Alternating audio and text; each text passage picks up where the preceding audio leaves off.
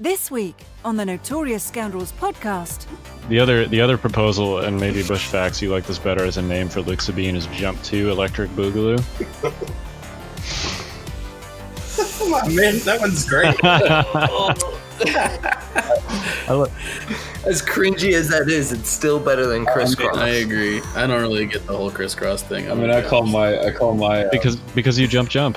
Yeah, you jump, exactly. This must be a generation thing. Welcome to the Notorious Scoundrels, a podcast focused on tactics and competitive play for Star Wars Legion.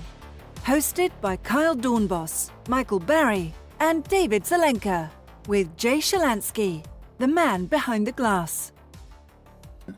Welcome back to the Notorious Scoundrels podcast. I'm Mike. I'm here alongside Kyle and David. We just got back from the Northeast Open, which was a fantastic time. How are you guys doing? I'm doing great. I'm lamenting the absence of salt potatoes on this Northeast Open trip. Yeah. Which we didn't, unfortunately, get to eat. But, other than that, it was amazing. I probably would have exploded if I had those. The dinosaur barbecue was pretty good. There was lots of amazing, tasty food. Yeah, I mean, we got treated right. I mean, Jay did a really good job with the dinner after the tournament. But of course, the event itself, not to completely skip over the awesome event that we had to talk about the food, it was great too. I mean, we had a great time at the New York State Fairgrounds. They gave us a ton of space in which to work, and we had 20 really, really great looking tables.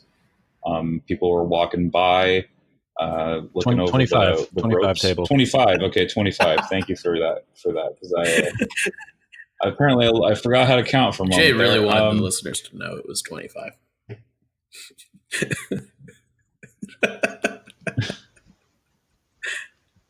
He showed us fingers. Yes. Oh. He used many fingers and gestures. There were many fingers.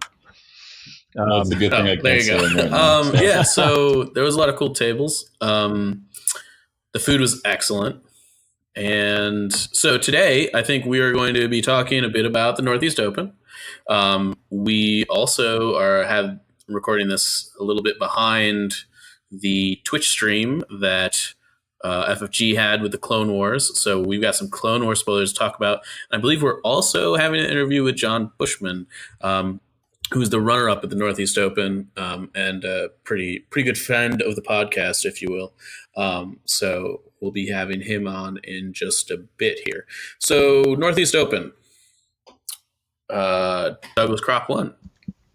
Yep, Douglas Kropp, aka Sploosh. Team Burger was victorious. Yep. They conquered the Northeast. Indeed, they did. It was an interesting event and a pretty good one overall. There was a lot of, once you kind of got up to the top tables, it was pretty competitive. Well, we had people from all skill levels there. Yeah. It was not specifically for the competitors, right? There was a great effort made to get newer people to come and to get less experienced players to come. There was a lot of folks there. It was their first event, and who's the guy that won best sportsmanship? He was that was his very first major event ever, and he won best sportsmanship. I forget his name, but Mark. Yeah, Mark. Thank you, Jay. It's Mark. So Mark, it was his first major event, and he had a really great time, and he also won best sportsmanship. So he got to walk home with some prizes. I think a Celebration Vader, right? Yeah, exactly. You got a Celebration Darth Vader, which is no small prize. I mean, as you know, those are pretty hot right now. I just on bought eBay. One for $150 yesterday. So that was a pretty significant price to walk away with. I was hoping those prices would come down. Me too, but turns out not so much. Yep. Yeah. So also there was we talked about lots of levels of skill and list variety. We did have the Golden T47 for the jankiest list. This was one of those I don't know about you guys, but as soon as I saw this list, I was like, yeah, that's the one. It was 3 ATRTs, each with a different weapon.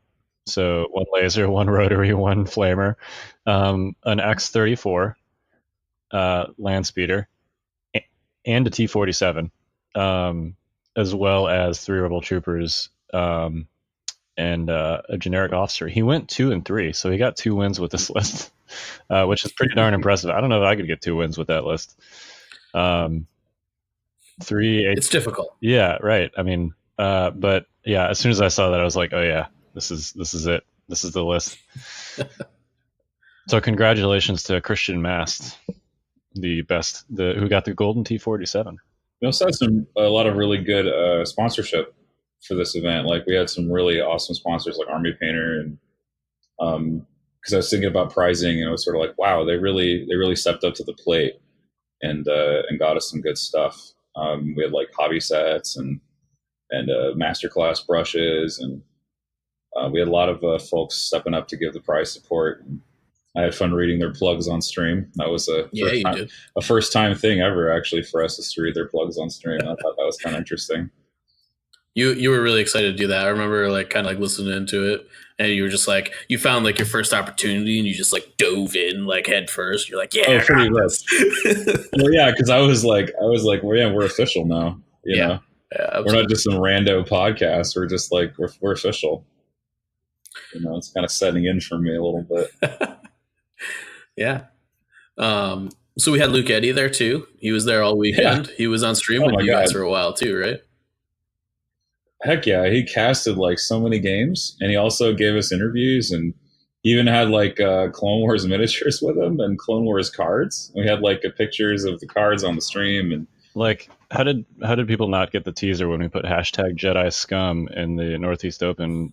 I don't know. We talked about that for like an hour in the card. We're like, how do we make this like people will get it, but people will also not get it? And like, that's one seemed like we were brushing the edge of like super obvious, and people just were not picking up on it. So, yeah, I guess we just needed to say, if you wanted to see Grievous's command card, tune in to the Northeast Open stream.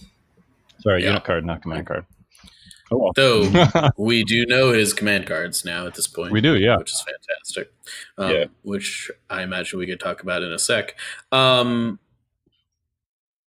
Yeah, so Northeast Open was fantastic. You know, it was cool to kind of be at an event that I wasn't playing at. That was a first for me. It's kind of cool to just be able to chill, watch the games happen, and kind of judge a little bit and help out with the stream and all that jazz. I got kind of jealous, man. Like I love casting, but dang, like I don't want to play after seeing all these games. And this was like the first event that Sabine and Bosk were like really legal for, and I see everybody playing Bosk, and I'm like just like jonesing a little bit, you know. I'm just like, I don't know. There was a lot of Luke Sabine going on too. Yeah, there was. It was really interesting. Like, what I didn't see a lot of was like Wonder Twins. I didn't see any Luke Leia. I'm sure they existed, and I'm sure I just missed them, but I didn't see any of that over the weekend. Yeah, I think people just wanted to try the new hotness. I definitely don't think that Luke is bad or is like immediately replaced by Sabine. Good. It's immediately replaced by Celine Dion. Did you know that I'm related to Celine Dion? Continue. She's like my third cousin or something.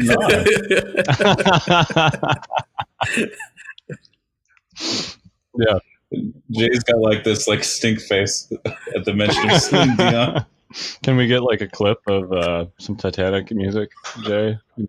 All by myself, or however the heck that song goes. Yeah, that's is that even Celine Dion? No, I don't I'm pretty sure like we're talking like near, far, wherever you are, right? Isn't that? Yeah. Oh, I know what you're talking about. She did write more than one song. Mike's seen the Titanic. I have. She did write more than one song. I have been forced to watch the Titanic on many occasions, and just like the movie, this podcast is sinking. So let's move on. All right. We were talking about Sabine / Luke / not seeing a lot of Wonder Twins, which I think it's fine. I think it's fun to see people experiment with new stuff. So, and we are going to have Mr. Bushman on here later to talk about Luke Sabine, because that is what he ran quite successfully. So, yeah, there were also a couple ATSTs. I think I saw a tank, a couple X-34s. It was cool. I did not see any Pathfinders. I think I saw some Wookiees though. You know what we did see? What's that? Lots and lots of Death Troopers. Oh yeah, yeah. There was a lot of Death Troopers. So speaking of, actually, I wanted to briefly touch on our world champion Luke Cook, because obligatory Luke Cook podcast talk about, right? But he only lost one game with his no snipers list, so which I think is pretty darn impressive. He ran, for those that watched that exhibition match that we did sort of just to test the stream on Friday. We both did like a no sniper thing, but he ran something basically similar to that. Oh, Jay. So yeah, he was wrecking you pretty hard. Actually, he was like 6 hits, oh, 6 hits, 6 yeah. hits. No, It was nuts. He was crushing that. That was the very definition of when people refer to a game where you're getting crushed militarily, but somehow you're still winning on objectives. Oh yeah, it was that. I did the old Sabine box grab, drop explosions, peace out thing. That was a really fun game to comment, because every time you rolled 6 hits, well, Luke rolled 6 hits against you with the Death Troopers and name token. Evan was like, "Oh my god, that's so many hits," and I was like, "Nope, that's average." Yeah, that's average. You got like a 73+% chance to get 6 hits with Death Troopers with a name token. Yeah, DTs are no joke. But yeah, no amount of shooting could get that box back. So Sabine's real good at that, which we'll probably talk about a little bit with Bushman too, because he actually had a couple of games on recover. Indeed, he did, including the finals. Right, which ultimately Boba Fett is pretty good at that trick too, it turns out. Yep. Yeah. So anyway, I think it's actually pretty impressive that at least as Empire, there's a list out there that seems to be decent. Absolutely. With no snipers in it. I haven't quite figured out what that analog is yet for Rebels, but tune in. Never. FD cannons, not it apparently. Mine died in the first round. Yeah. So I will say, on stream, I don't know what round it was. I'm pretty sure Jeremy Appleton was playing it. Best FD placement on a board I have ever seen by a lot. Oh yeah. That thing could like see everything. It was perfectly perched on top of one of those encampments on the mud map. It was awesome. Fantastic. Yep. Turns out it ultimately was too far from everything. Well, but it was. It just got Long March. You got Long March with the land speeder that had to like fly directly into the teeth of John's guns, and ultimately Luke kind of just casually rolled up to it and put 5 crits into it. Turns out Luke's cover's not very good in melee. Yeah, Luke's not good against vehicles. The same old rap. We want to move on? Yeah, sure. We are bringing a Patreon to all of our wonderful listeners out there. So Notorious Scoundrels and the Fifth Trooper and Kyle and David's blogs are kind of all gelling up into what we're calling the Fifth Trooper Network. And we, as of today, have the Fifth Trooper Network Patreon up. I'm sure that we'll be able to link it in the show description, and you can go ahead and take a look. We've got a bunch of different tiers. We're really just kind of focused on making sure that we can provide the highest quality content for the community and making sure that you guys have access to it readily. So check it out. We're really looking for donations and subscriptions so that we can stream events and continue releasing high quality content for you guys in the future. And there will undoubtedly be more kind of news on this to come as we kind of continue on this path. This is kind of the next evolution of what we're doing. So check it out. It'll be a good time. And yeah. Any of you guys want to add anything to that? Yeah, so just to be super clear about what this includes, so our podcast has always been part of the Fifth Trooper Network, but David has a blog, Yavinbase, and I also have a blog, which many of you know, Never Tell Me the Odds, both of which are moving under the Fifth Trooper umbrella onto their website. So David and I will be writing articles. They'll still be sort of subcategorized under those things. My articles are going to be stat focused and unit focused and tournament focused, and David's going to keep doing all his awesome Rebel unit analyses and other stuff, and that also includes the Yavinbase Twitch channel, right? Correct me if I'm wrong, David. No? Yes. Did we lose David? The way that it's going to work, the irony of the fact that I tried to respond to him, I was muted, is not lost on me. Nor any of your Twitch followers. Nor any of my Twitch followers. I'm having a day, guys. I'm having a day.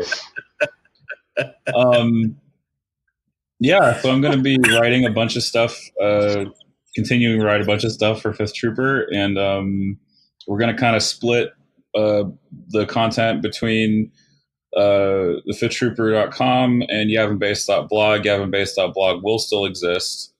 We're going to probably keep that one dedicated to Team League news, opinion, competitive, sort of, updates or whatever. And we're going to move a lot of the guides and things, a lot of the, how to play sort of articles towards the fifthtrooper.com.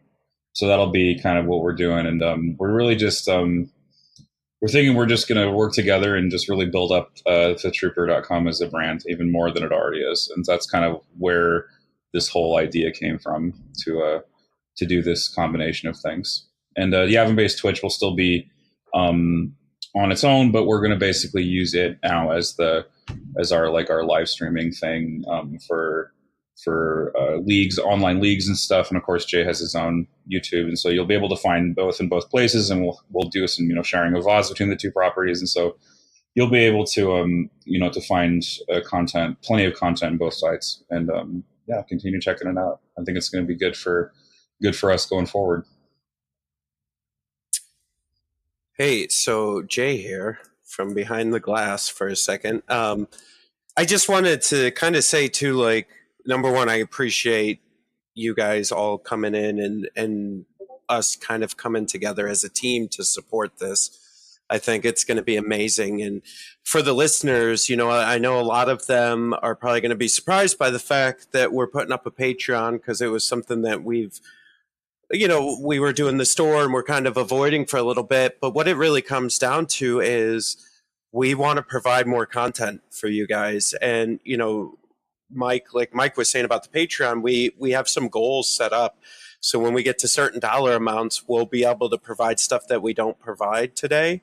And so I think it's going to be pretty amazing to have just kind of this one source for all your Legion information. If you want Kyle's list analysis and tournament analysis, if you want some of the unit breakdowns that he does and David does, if you want some of my ridiculous opinion stuff on the T-47, you'll be able to get it all in one location. And then the future is kind of bright too. You guys have seen some of the events we've been streaming. Well, we want to do more of that, but there's a lot of money that has to go into that for us to make that happen. And so we're looking for your support on that. And at most of the levels that we have on the Patreon, you're going to be getting something really, really cool in the mail. So I think you're going to be happy overall just for being part of it and kind of helping to grow the network. Awesome. Thanks, Jay. You guys want to talk about Clone Wars? Yo, Clone Wars. Yeah. or how I'd like to put it, clones! I don't know if I did that right. Clones! That was better. That was yeah. That was a good Alex impression. That stream was awesome. Oh my gosh. I love that made me cry laughing. That was really funny. So for those that didn't Oh my goodness. see it, Alex Davey and Luke Eddy, the two Legion developers, played a game on FFG's stream yesterday, or I guess 2 days ago when after this podcast is out. And they played Republic, Galactic Republic, and the Separatists. So clones and droids. And it was awesome because we got to see a bunch of stuff that we hadn't seen before. By this time we had seen, I think, most of the unit cards from articles and stuff, but we got to see some more upgrades that we hadn't seen, and we also got to see all of Grievous, or the Grievous as Alex calls him, and Obi-Wan's command cards, which was awesome. Turns out they're pretty good. They are, yeah, and the armies are pretty good on the table. We got to see fire support in action with an 11-hit fire support shot.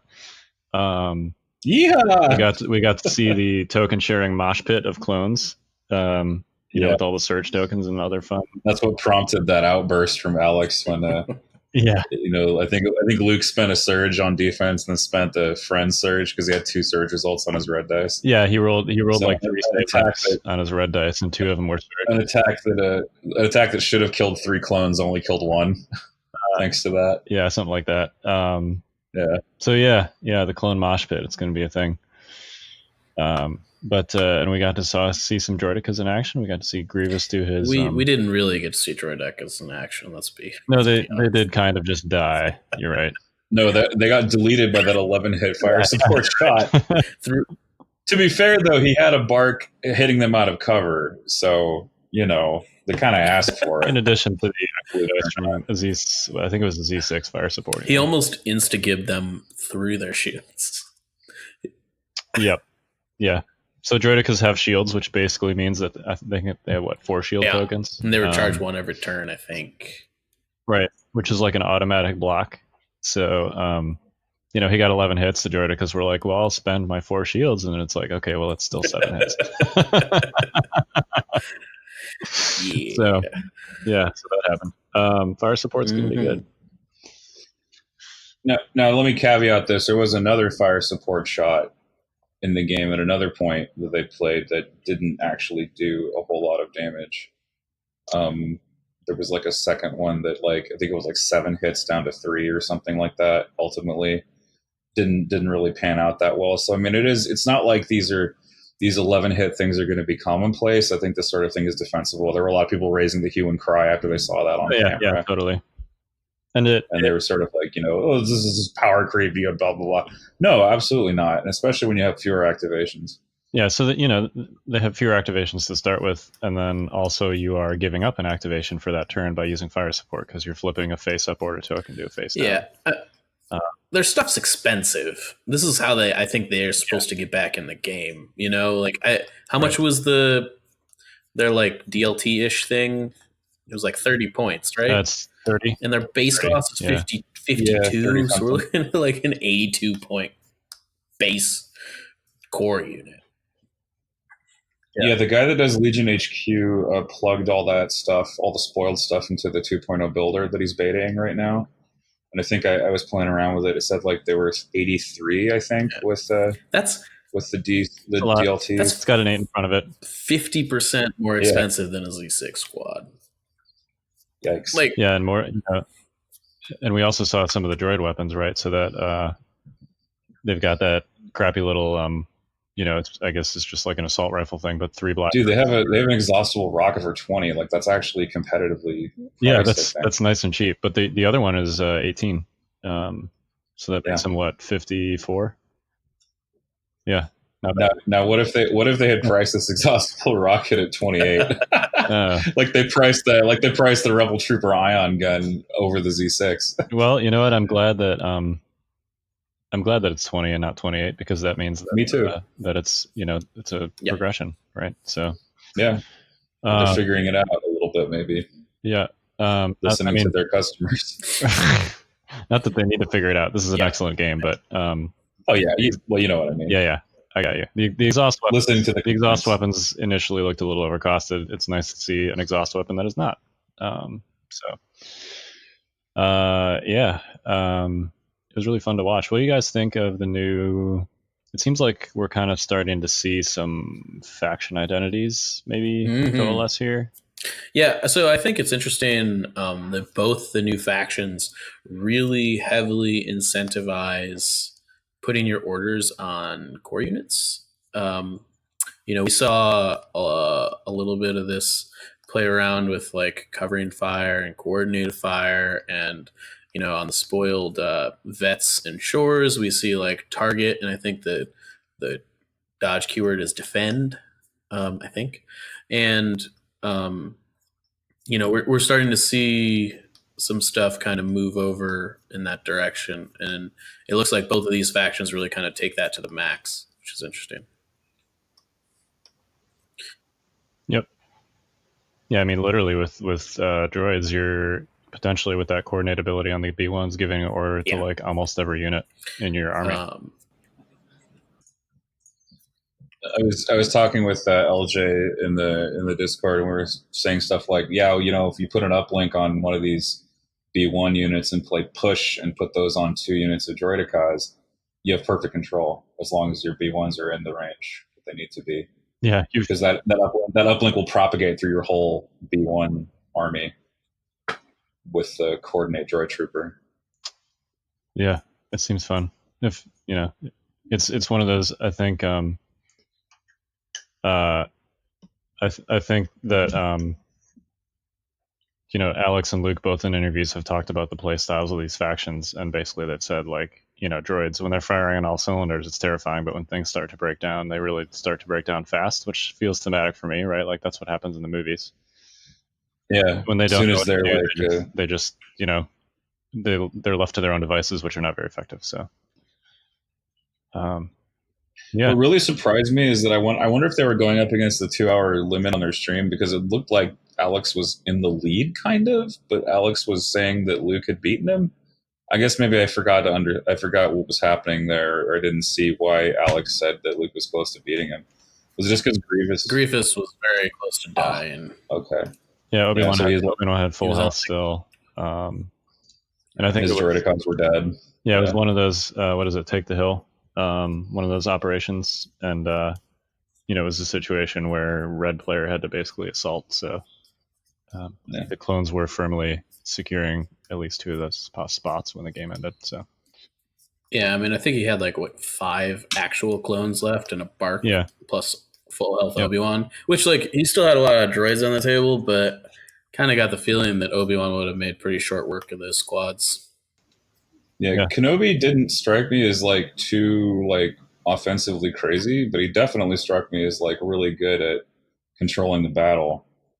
Yeah, especially through the what was it called, Ceresu Mastery on his unit card they showed, with guardianing, and then the token generation from Hello there was also pretty amazing too.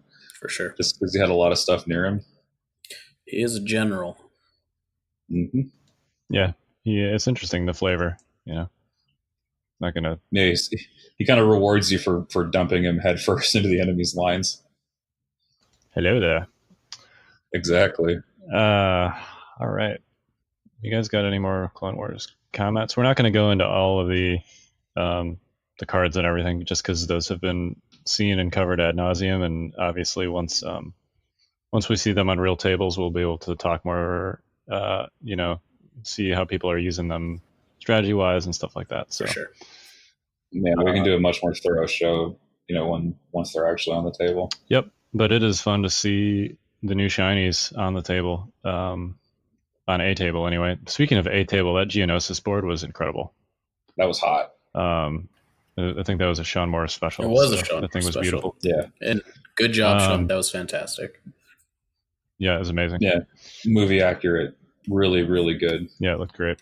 All right. So should we move on to our interview? Yeah, let's get him on here. Yeah. And we're here with John Bushfacts Bushman. How you doing, my man? Doing great. How are you? Fantastic. So you were the runner-up at the Northeast Open. You want to tell us a little bit about your experience and how that went for you? Yeah, it was a ton of fun. I was absolutely blown away by the production that that Jay and Brendan put on, and how awesome it was, even without being like an official maximum firepower or anything. The terrain was amazing, and we had 44 players, a ton of top quality players too, and it was a great time. It was a lot of fun. Sweet. And for our listeners at home that maybe like are unfamiliar with you, you want to just kind of like give us like a brief rundown of who you are, what you do in the community, and stuff like that? Yeah, so I am one of the members of the new crappy little podcast called Critical X. It's not crappy. We're learning, but so I do that, and I've helped Brendan Franz, who's been the marshal at a lot of these big events. I've helped him judge a couple times. And when I'm not judging with him, then me and Nathan are normally setting up tables in the background and doing a bunch of other, driving him 28 hours to Chicago and all that kind of stuff. Man, that sounds horrible. 28 hours in a van. And So that's just one way, right? That was one way. It was funny to like Yeah. watch their status updates on Facebook as they like progressed like each few hours. It was entertaining. It was just so long. That is a long drive. Yeah. Hopefully you guys can fly next year. Oh, absolutely. Stuff's getting shipped. Yeah. Brendan's getting flown in. Obviously, that wouldn't include me or Nathan anymore. So, but still, it was good. So at Northeast Open, you ran, I think it has been coined Kross because you jump with Luke Sabine. Yes. Do you want to tell us a little bit about your list and your play style? Yeah. So this list is actually, in my opinion, the first list of Star Wars Legion units that fits what I've thought to be my own play style. Because I'm a very aggressive, in-your-face player, and I don't like to sit back and wait, and I hate trying to play defensively. So I would try to do that with like Luke before, but then he'd be out on his own. Luke, Han can't join Luke on the front line. So Luke, Sabine, they're both on the front line.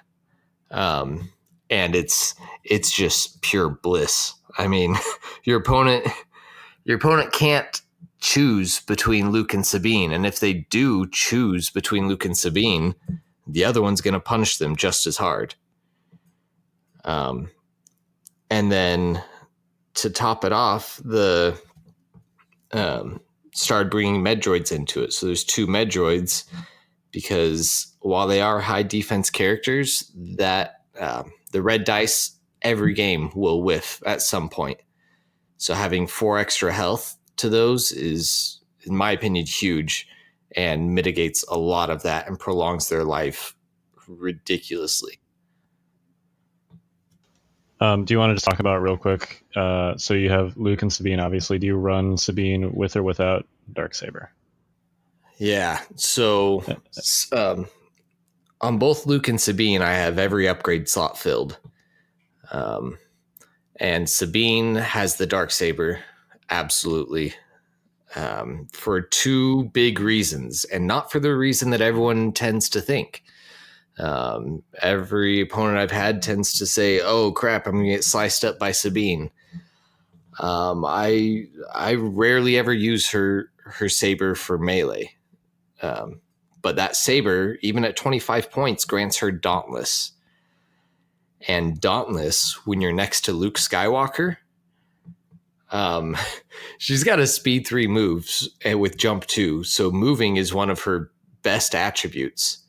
And Dauntless says, even if you're suppressed, so long as you're not panicked, then you could do a free move action, which would be her speed 3 jump 2.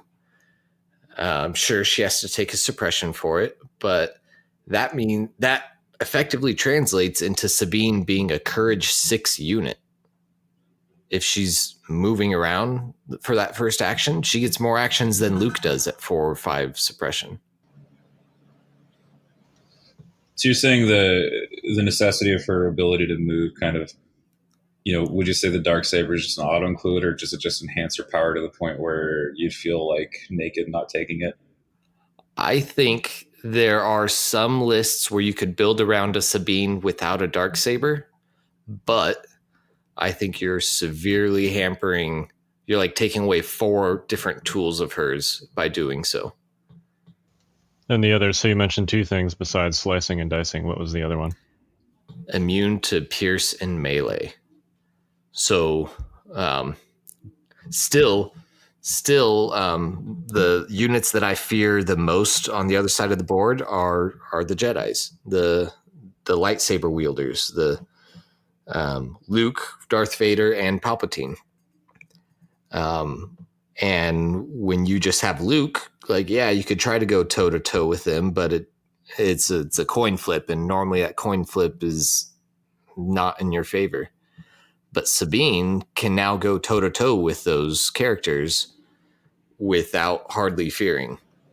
Now, Palpatine's a different story, but I mean, she could go toe to toe with Luke or Vader any day of the week in this game, in Star Wars Legion, because their pierce counts for nothing and her defense is better. What training upgrade do you put on her? Endurance. Yeah. Because between Dauntless and between your enemy desperately trying to kill her, because she'll likely be the first one that they can shoot at, she's going to pick up a lot of suppression. And being able to remove 2 at the end of every round is huge. I've at least at this tournament, I never lost a single action on Sabine. Like, I always got to do 2 actions, and it's because of those 2 upgrades. How do you think it compares to Luke and Han? Because I noticed that you used to play Luke Han, so obviously Yes. Han is the gunslinger. Yeah, so Gunslinger is the main weapon I use of Sabine's, obviously, since I don't use her saber to fight so much. Because you're multiplying her pierce by 2 when you use Gunslinger. So you not only do you get to shoot at a range, but you get to use pierce 1 twice, which, especially against Imperial units, is huge. I mean, pierce is my favorite keyword, because it just guarantees hits. Coupled with her surge to crit, like, you get a crit and a pierce, and you just killed something. How do you mitigate the lack of improvised orders? Well, first 3 or 4 rounds. Well, so the first round, I don't even normally end up with an order token on Luke. First round, I normally try Symbol of Rebellion to get that graffiti token out and helping to mitigate suppression across my whole army. And I've had several games where I'll draw Luke first, and it hurts. It hurts not having improvised orders to shove that token back. But early game like that, I can almost always find a spot to hide Luke or hide him out of range. Or if I can't sacrifice hiding him, then I could put him in a nice defensive position and still force reflex, which isn't ideal. It's not ideal not having improvised orders. I'm not going to say my list doesn't need it, but it can't afford the 60 points I'd spend on it, being an officer and the upgrade. So would you say it comes down to like sequencing command cards, and then if so, how do you sequence them generally? Yeah, so generally I start with Symbol of Rebellion, because typically Sabine and Luke are not in any immediate danger, and there's typically not any immediate rush to get somewhere. And then, but otherwise, the only time I won't play Symbol of Rebellion first is if across the board I see a Luke or I see a Sabine or I see a Boba, someone that I'm going to want a electro grappling line, because that's one of the upgrades I keep on Sabine is her electro grappling line. So if I hold on to that Symbol of Rebellion till round 3 or 4-ish, then I could use it instead of helping with graffiti a lot. I could get more benefit out of the recover by grappling, using the grappling line, and then playing Symbol and getting the grappling line back to do it again. But as far as keeping orders on the rest of the guys, by round 2, Luke and Sabine are in striking distance. So I will get either Legacy of Mandalore or My Allies, the Force, depending on if they're both going to be in the fight or just Sabine. And then round 3 is normally an explosions round because all of the army will be rushing after Sabine, or she can reach anything by round 3. So when, explosions is clearly like Sabine's kind of like key hallmark card. Can you walk us through a little bit what you look for as far as where to drop the bombs, clearly some of that's a little bit obvious, but can you kind of go through what you're like technically looking for when you go through that? Yeah. So there's a lot more measurements to keep track of when you have Luke and Sabine in your army, and the threat range for the bomb is one of them that I try and keep track of. So Sabine's bomb, if she's throwing it just from where she's standing, because it's placed within range 1 and then affects range 1 outside of it, she could reach up to range 2 beyond her, or 12 inches. So her threat range is just anything that she could even shoot her gunslinger at. But if you're trying to premeditate things and prepping to do a move and then throw the bomb, because that's normally the one that your opponent will expect less, then that threat range jumps up to 20 inches when you factor in her 8-inch speed 3 move and the throw of the bomb. So 20 inches, that's just beyond range 3. It's range 3 and 2 inches. So you'll see me out there when I'm starting to think about explosions, holding a range 3 stick next to Sabine, and that's because I'm seeing what the potential targets are. So range is one thing, but the other thing that I also like to do is if the opposing army is already up in my grill, then I'll throw the bomb where I'm at and gunsling whatever's left over.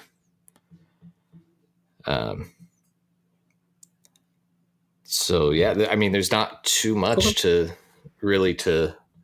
positioning the bomb. I'm not sure. It's more if that answered your question, or it's more about positioning Sabine relative to your targets. Yeah, and I've noticed, and I think people will stop doing this, but I've noticed that it's sort of a typical like historical strategy, and you can see this. In fact, several of your opponents do this in some of your stream games, is to sort of cluster behind like a big line of sight blocker. And then you just drop Sabine on top of that big line of sight blocker and throw some bombs on the other side. I think there was one game where you hit like 7 or maybe 8 units. There's like a stormtrooper mosh pit happening on the other side of one of those cliff things, and it turned into a little bit of a bloodbath with those bombs. So I think people will stop doing that slowly. Yeah. Well, even I'll do that with my units. Even I like to keep them clustered. Mm-hmm. I'm just banking on my own Luke or my own Sabine being able to stall whatever bombs are coming my way, or intercept them rather. Yeah, and actually, which doesn't always work. Well, it doesn't always work, but I did notice, at least in your game against Mike Cirillo, it was a mirror. You were both running Luke Sabine, and you did a pretty good job, at least in that game, sort of keeping most of your forces away from.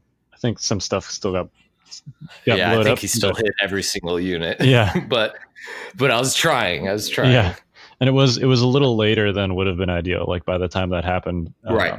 Events had already moved sort of slightly in your favor. So yeah. Was that your most challenging game of the day, by the way, against Mike Cirillo? I know that those of us on the stream and watching at home were enthralled because it was a very close and exciting game where every action mattered.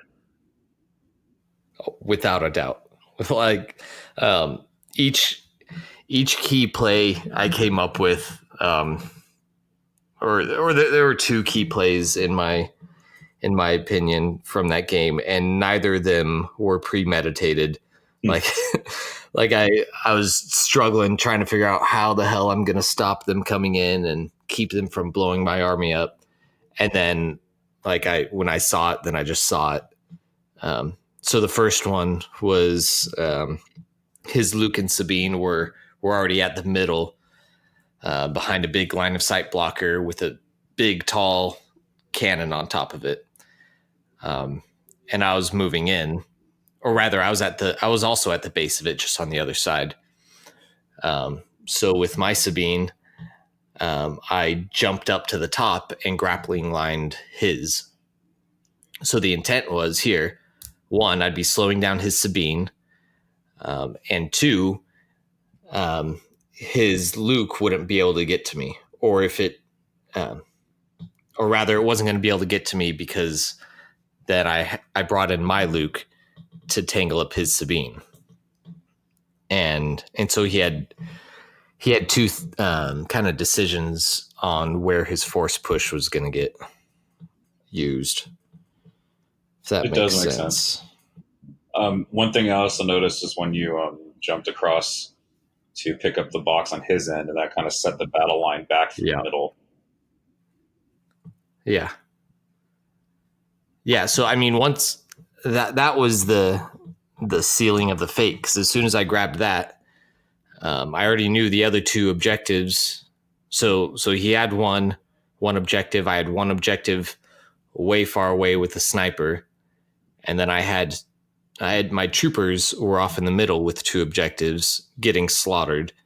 But I'd tied up Sabine long enough that those two objectives weren't going to get touched, even if I couldn't hold them. So once Sabine grabbed that fifth objective, then I knew he had to kill Sabine or it was over. Sweet. So how you were playing 9 activations in your list this weekend, which was maybe atypical as to kind of what's been commonly kind of accepted as the Wonder Twins, Veer's Boba, Veer's Bosk, 10, 11 activation meta. How did 9 activations go for you? And would you do that again? Just tell us a little bit about that.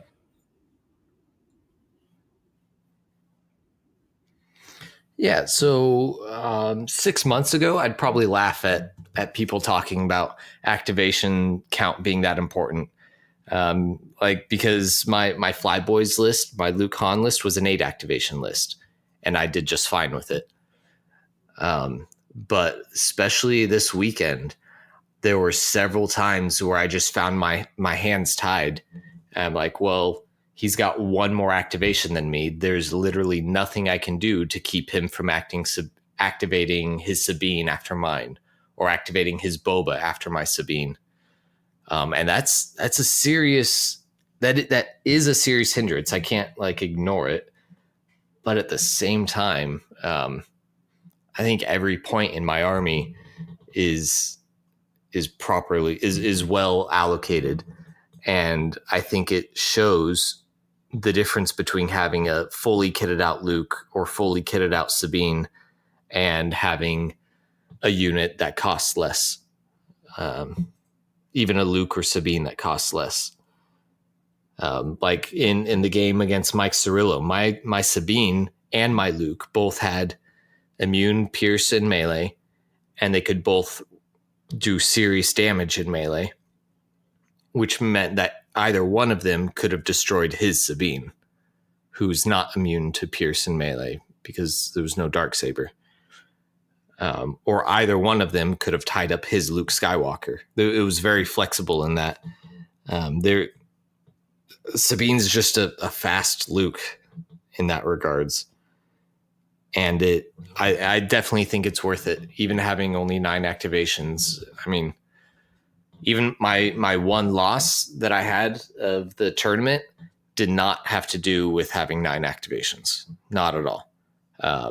I had a very poor judgment call that I made, like round 0 in deployment. I think my mind just wasn't as clear as it could have been. And I prioritized getting cover from the snipers on my flank rather than going for the middle objective and like doing the full speed 1 maneuver granted by advanced positions.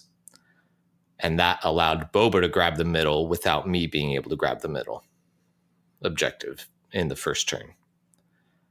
So that, I think, is what lost me the game, not the fact that I only had 9 activations. So yes, I would definitely run 9 activations again, over and over. With clones, I'll probably run 7 or 8 activations. And yes, I will still use fire support and have 4 turns every round.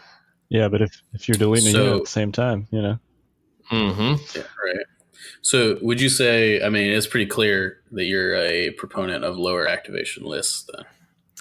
So long as they're quality. Like you wish you could have more, but you don't feel like you misspent any points in your list and that you couldn't necessarily squeeze another 40 some odd points out to get another activation.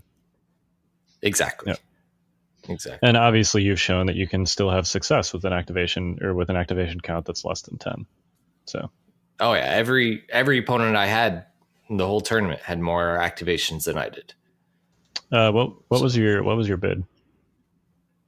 2 points. Okay. How often did that net you blue player versus red?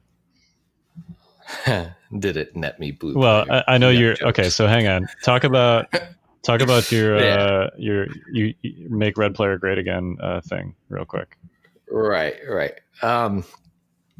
So especially if you're going to go for lower activation counts, red player tends to be more favorable for. So with regards to the lower activation count, for one big reason, and it's that you get a deploy second. So it evens it up a little bit. You know, if I have 9 activations and my opponent has 9 as well, then I'm deploying 1 unit after him. Or if he has 10, it just minimizes how many units they get to place at the end. So he can't place, both snipers after I've placed everything. One of them will have to be placed.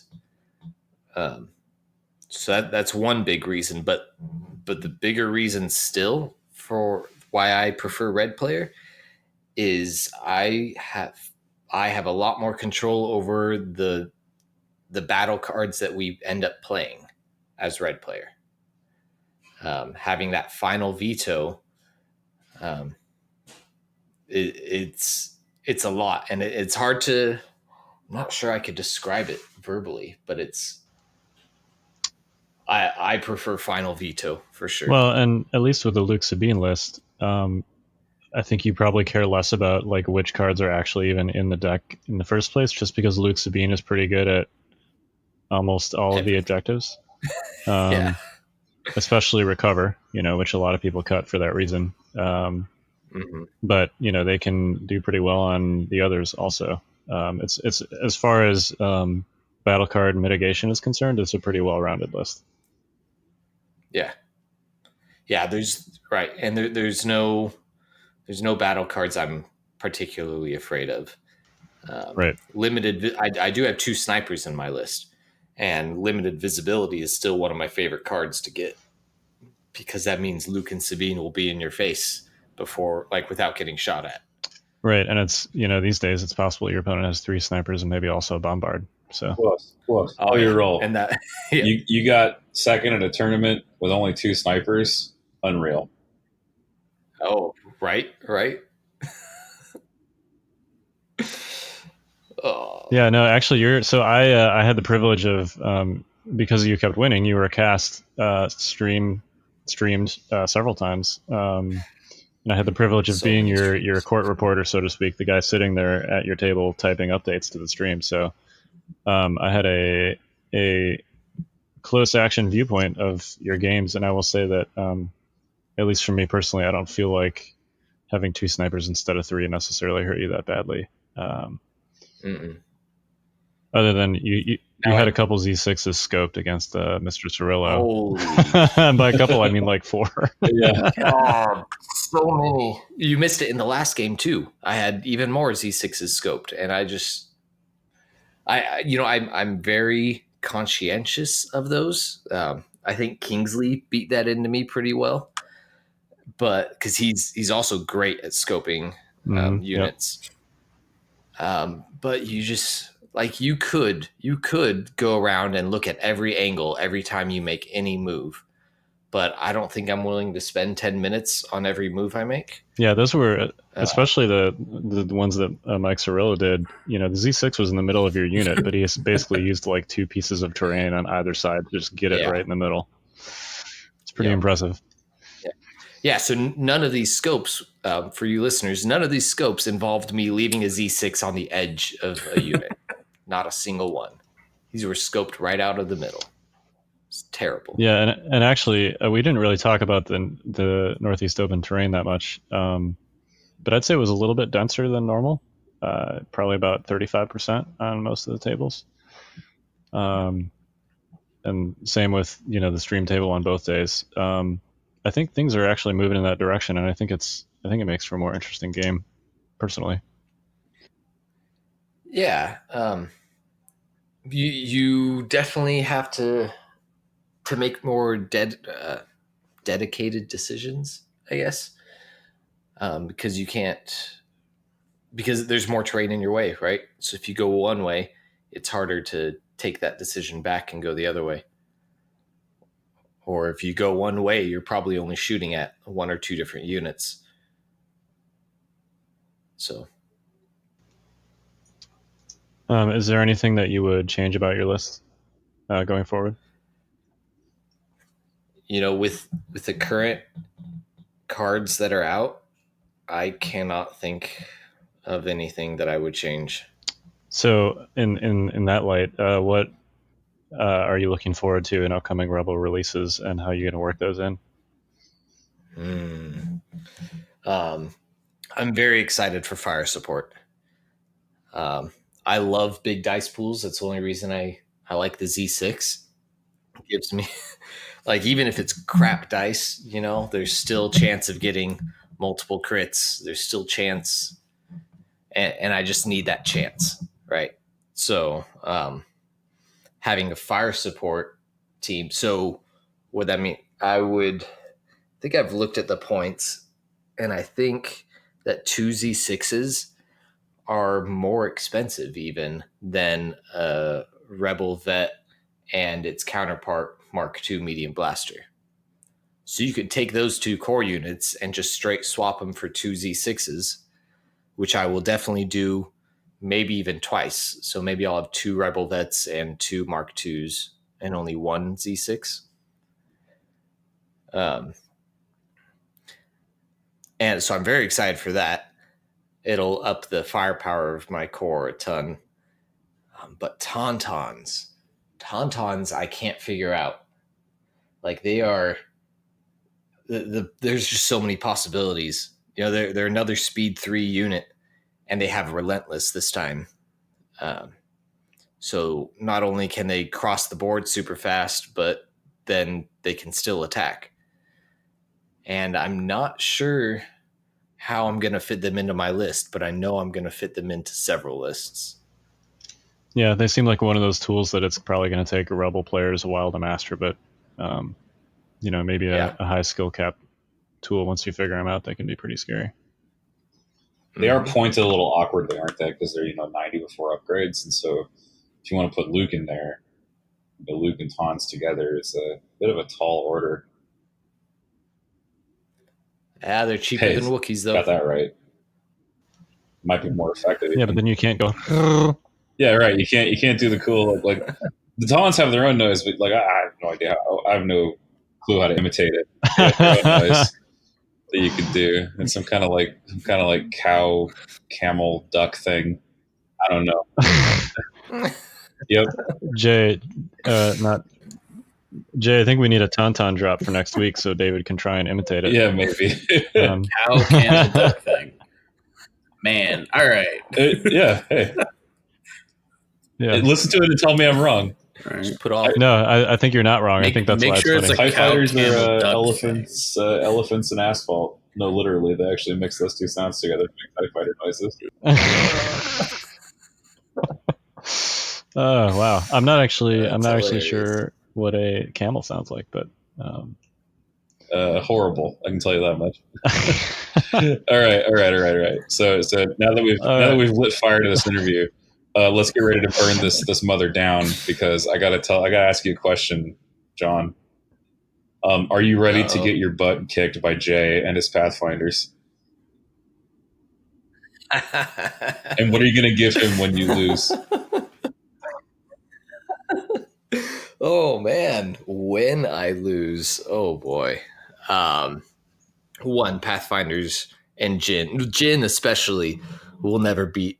I can't call it Kriss. It'll never beat Luke Sabine. crisscross.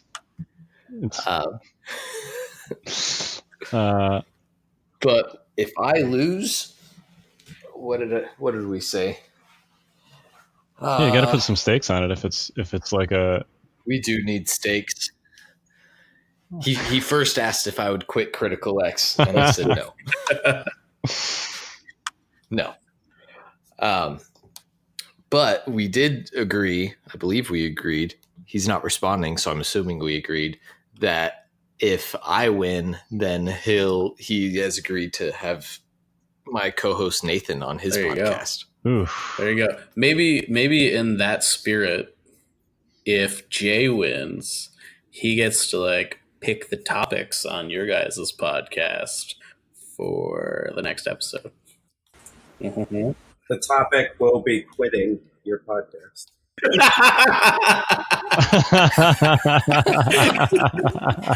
There we go.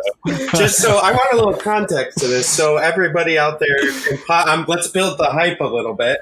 So at Northeast Open, John and I got in this big argument because my firm belief since we started our podcast is that everything's viable. You just have to be good at those particular units, right? Like Lupo with his sabs. No one saw that coming really until he showed up and just started annihilating people with them.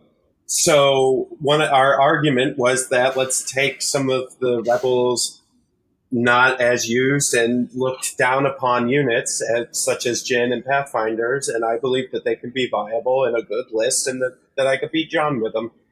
And to which John responded that would never happen, and he threw down the gauntlet, and so challenge accepted. And I think David even in his food coma stupor decided that he would stream it on his Twitch channel. So yep.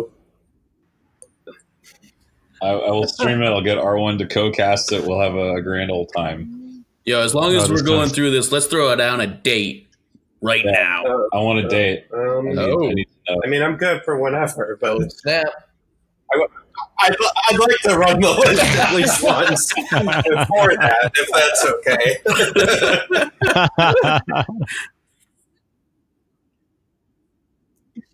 Yeah, I think we'll allow it. All right. I'm good next week. All right. Next. All right. We're going to hear first. Notorious Scoundrels podcast. John, Bushfacts, Bushman, and Jay Shalansky are going to throw it down. And I just want everybody to know that the name of my list is the Kobayashi Maru. So. Well played. Well played.